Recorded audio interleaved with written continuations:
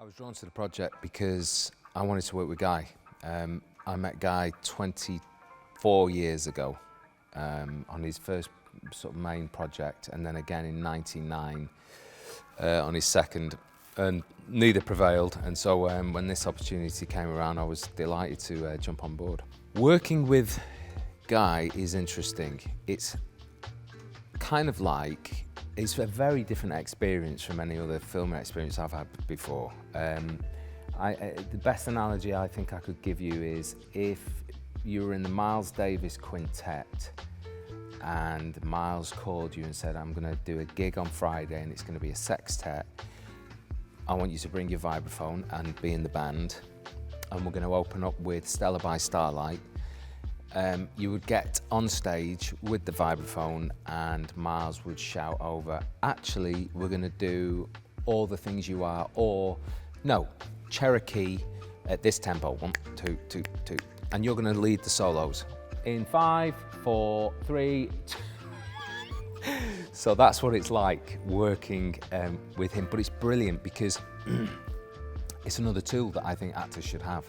I like that, you know, impulsive nuance, and he's got a very sharp mind, and it's great for us to keep on reinventing the wheel. You've got to be on your toes with him, there's no doubt about that. He does push you, you know.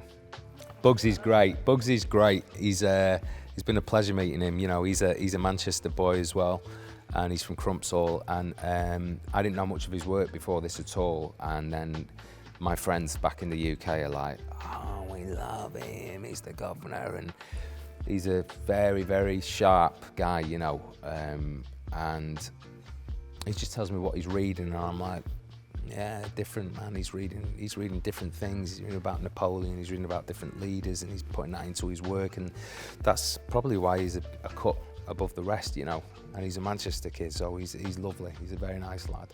And it's only his second film, and it's amazing that he's dropped in so well, because and I think that because of that, because it is only his second film and he's not perhaps spent, you know, 8 to 12 years learning specific things and technique and this and that, that's maybe why he's good. I think, you know, technique can sometimes screw an actor up. It can geld the natural nuance of someone's work, if you like, you know. So yeah, it's brilliant that he's in both pictures. So I play Ben Harris, who is the consigliere to Hugh's character, and Hugh plays Greg Simmons, Hugh Grant, of course. And Ben is, he's a broker really for most of the deals that go down for Mr. Simmons.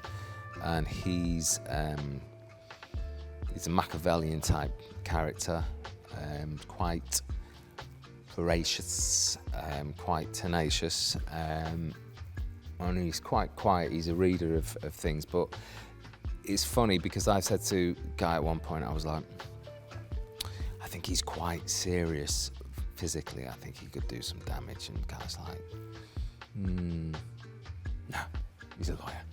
There's going to be no fights. And I was like, oh, really? And he's like, yeah. And I'm like, you're actually right. You know what I mean? So that his power's here, and he brokers all of the deals for Greg, and he knows that the dark side of the world very well. So yeah, it's been nice playing that, and Hugh's just been fantastic to watch work. You know, when he's working, he's excellent, and very generous and very kind and nice. So that's been great. And yeah, that's about it really with Ben Harris. I mean, Guy's been very gracious as well. We've thrown a lot of extra stuff in there, you know. I think that the audiences can expect much of what they would expect from a Guy Ritchie movie, which is high octane, high energy, pastiches, colours. I like in his films to like, there's a celebration in India, isn't there, where it's coloured, powdered paint. And I feel like most of Guy's films they're so rich in these pastiches of colours, and this is that, with this specific genre that we're in, with a world of, you know, billionaire tech people and double dealing and secret agents and this and that and luxurious locations. So it's a lot of fun with some narrative there as well, obviously. Otherwise you wouldn't engage.